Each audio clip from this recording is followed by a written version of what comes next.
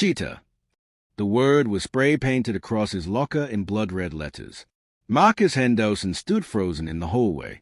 Students walked past, staring, whispering, laughing. Nobody helped. Nobody said a word. He was 17 years old, straight A's, self-taught scientist, working on research that would eventually catch MIT's attention. But in this moment, he was just another black kid being torn apart. And the teacher who started it all, he was watching from across the hall, arms crossed, smiling. How did it get this bad? Let me take you back to where it started. 3 weeks earlier, Marcus sat in the back row of AP Chemistry, his notebook filled with equations that went far beyond what Mr. Dawson had written on the board. He wasn't showing off. He was just thinking. Mr. Henderson. Marcus looked up. Mr. Dawson stood at the front of the class, arms crossed. That look on his face, the one every black student learns to recognize early. Yes, sir? Are you paying attention, or are you too busy doodling in your notebook? The class went silent. 28 pairs of eyes turned toward Marcus. I'm taking notes, so... Notes? Mr. Dawson's voice dripped with skepticism. Then perhaps you can solve the equation on the board. Marcus glanced at the board. It was a basic stoichiometry problem. He'd solved it in his head 3 minutes ago. The answer is 2.4 moles, sir. Mr. Dawson's jaw tightened. I asked you to solve it, not guess. I'm not guessing. The limiting reagent is... Enough. Mr. Dawson cut him off, his voice sharp, dismissive. Since you're so confident, why don't you come up here and show the class? Let's see if your notes are actually helpful. The way he said notes, like it was code for something else. Marcus stood up slowly, feeling every eye on him. This wasn't the first time. It wouldn't be the last. But what nobody in that classroom knew was that Marcus Henderson's doodles contained research that would eventually catch the attention of MIT, Stanford, and NASA. What they were about to witness would change everything. So Marcus walked to the board, chalk in hand, heart pounding. He worked through the problem methodically, step by step, not just solving it, explaining it better than the textbook. He finished, turned around. Mr. Dawson stared at the board, his face unreadable. Seconds passed. The class held its breath. You got lucky, he finally said. Back to your seat. No acknowledgement, no apology, just dismissal. As Marcus walked back, he heard the whispers. Probably cheated. My brother had him last year, said he always causes problems. Why is he even in AP anyway? Madison Chen, sitting 2 rows up, turned and caught his eye. She'd watched the whole thing. She knew the answer was right. She didn't say anything. Nobody ever did. Marcus sat down and reopened his notebook, but this time to a different page. A page filled with molecular diagrams for a biodegradable plastic compound he'd been designing for 3 months. At home, alone, in a basement laboratory he built with his own money from working at the grocery store, because the school might not believe in him. But chemistry didn't care about belief. It only cared about truth. But here's what Marcus didn't know. Mr. Dawson's suspicion wasn't random. It was part of a pattern that went back years, and it was about to get much, much worse. 2 weeks later, the Henderson kitchen, 7:30 p.m. Marcus, baby, I got another call from the school today.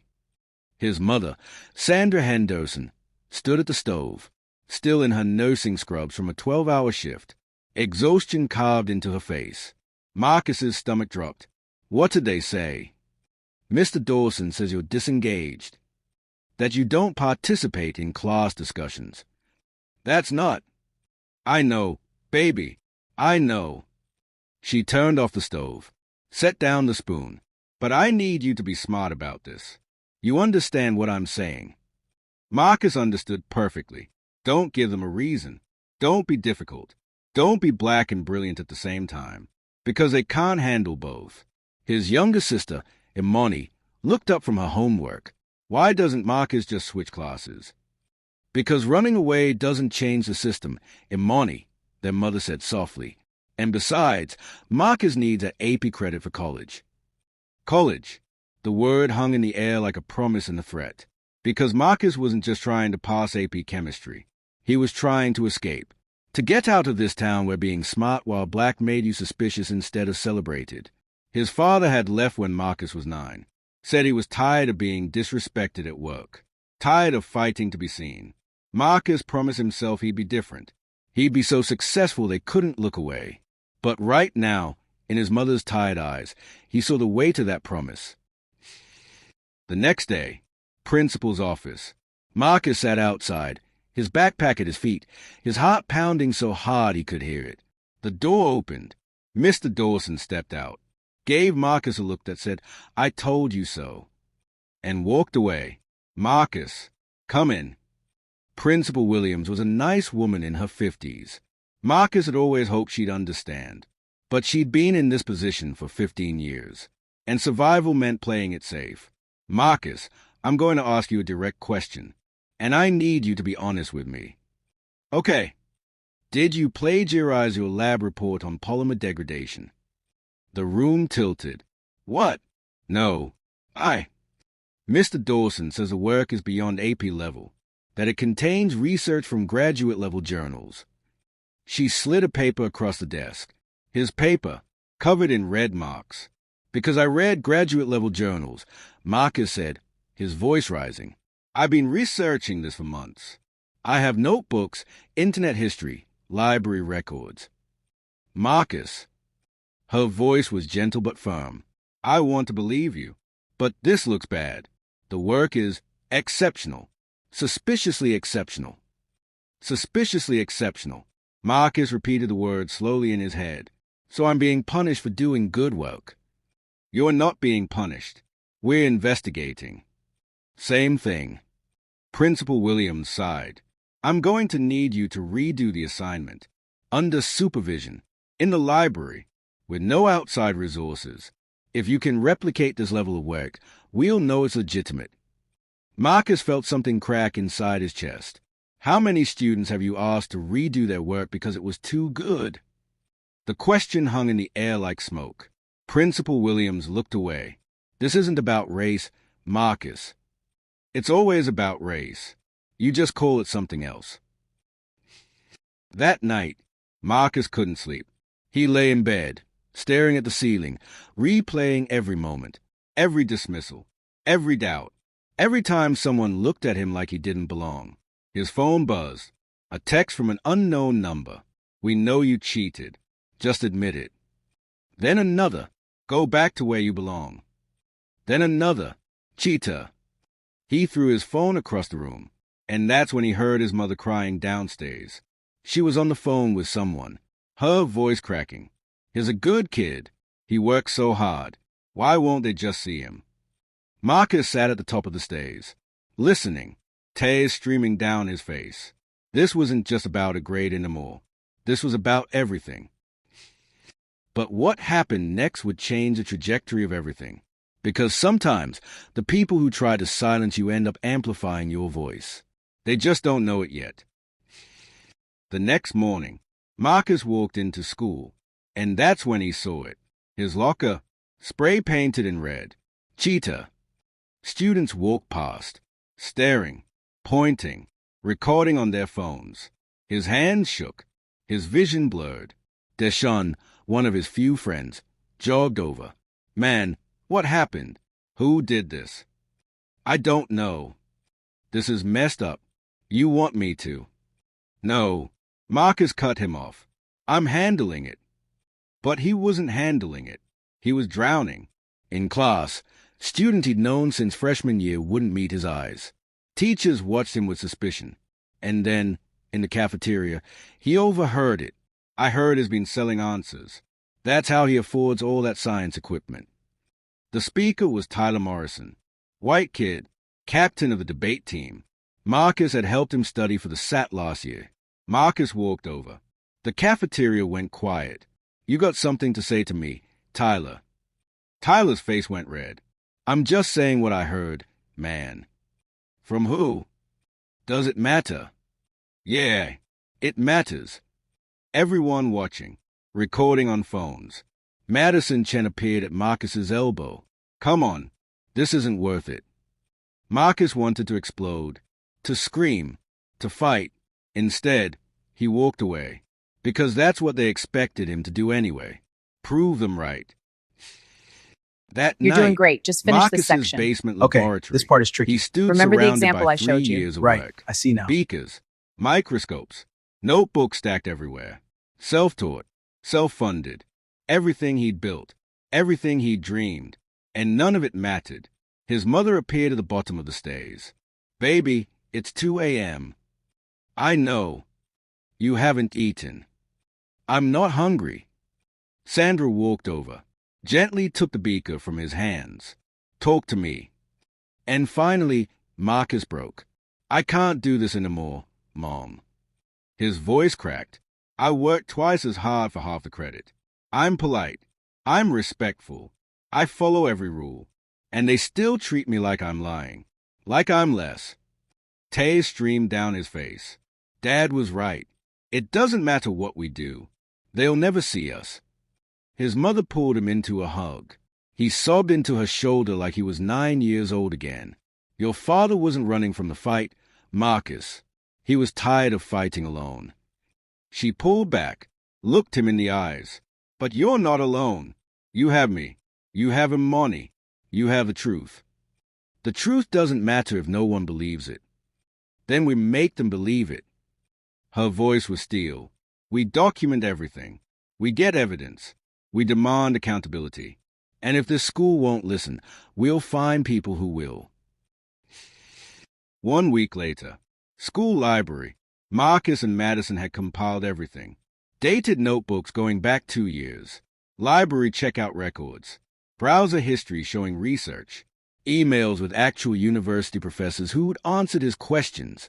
Video of him explaining the concept from scratch. Principal Williams sat across from them, reviewing it all. Mr. Dawson stood in the corner, arms crossed, silent. "This is comprehensive," Principal Williams admitted. "It's a truth," Marcus said simply. Mr. Dawson finally spoke. "This doesn't prove he didn't get help." "From who?" Madison interjected. "He's been working alone. We have timestamps, digital footprint, everything." "Ms. Chen, this doesn't concern you." "Yes, it does." Madison's voice was firm. "Because last year, when I submitted a similar level project, you gave me an A and wrote exceptional work on it. Marcus submits the same quality, and you accuse him of cheating. The only difference is..." That's enough. But it wasn't enough, because Principal Williams was looking at Mr. Dawson differently now. "Richard," she said slowly, "is there something you want to tell me?" What came out in the next hour was devastating. Marcus wasn't the first. Over the past 5 years, Mr. Dawson had disproportionately referred Black and Latino students for academic integrity violations. 8 cases, 7 dismissed for lack of evidence. But the students had already been damaged, labeled, doubted. One had dropped out entirely. Mr. Dawson started, then stopped. "I never thought of it that way." "You never thought about it at all," Principal Williams said quietly. "And that's a problem."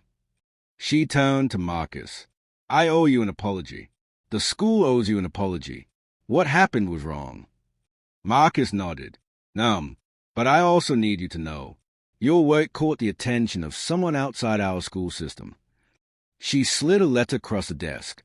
It was from Dr. Sarah Chen, a chemical engineering professor at MIT. Madison had sent her Marcus's research as part of their documentation. The letter read, "Your work on biodegradable polymer compounds shows remarkable promise. I would like to invite you to present at our upcoming undergraduate research symposium. Please contact my office to discuss potential scholarship opportunities." Marcus stared at the words until they blurred. 2 months later, school assembly. The auditorium was packed. Students, teachers, parents, school board members. Principal Williams stood at the podium. 2 months ago, this school failed one of its brightest students. Not because he wasn't capable, but because we let our biases cloud our judgment. She detailed the new policies being implemented. Mandatory implicit bias training for all staff. Anonymous grade reviews for suspected plagiarism cases. Student advocacy board with actual power. Public accountability reports. But the person who taught us these lessons shouldn't be me. She gestured to the side of the stage. Marcus Henderson, would you come up here? Marcus walked to the podium. His mother and Imani in the front row, tears streaming down their faces. Madison gave him a thumbs up from the audience. I'm not going to lie, Marcus started, his voice shaking slightly. The last few months have been the hardest of my life. I thought about quitting, about giving up, about believing what they said about me. He paused, but my mom taught me something. She said the system doesn't change because people stop fighting. It changes because people fight together. He looked at Madison, at Principal Williams, at the other students of color nodding in the crowd. I'm going to MIT in the fall. I'm going to study chemical engineering. And yeah, part of me wants to leave this town and never look back. Silence. But a bigger part of me knows that there are other kids like me in this school. Kids who are brilliant and overlooked. Kids who work twice as hard for half the credit. Kids who deserve better. His voice grew stronger. So I'm not leaving quietly. I'm leaving loudly. I'm making noise. I'm taking up space. I'm proving that we belong everywhere, especially in rooms where people say we don't. The auditorium erupted in applause. Mr. Dawson sat in the back row, watching. He'd been reassigned to administrative duties pending further review. His face was unreadable. But as Marcus spoke, something shifted in his expression. Not quite understanding, not quite redemption, but the beginning of accountability. 3 years later, MIT campus. Marcus stood in a state-of-the-art laboratory, lab coat on, working alongside Dr. Chen. Marcus, the polymer samples are showing remarkable stability. He smiled. Thanks, Dr. Chen. His phone buzzed. A text from Madison, now at Stanford. Guess who just got published in Nature? You. Proud of you.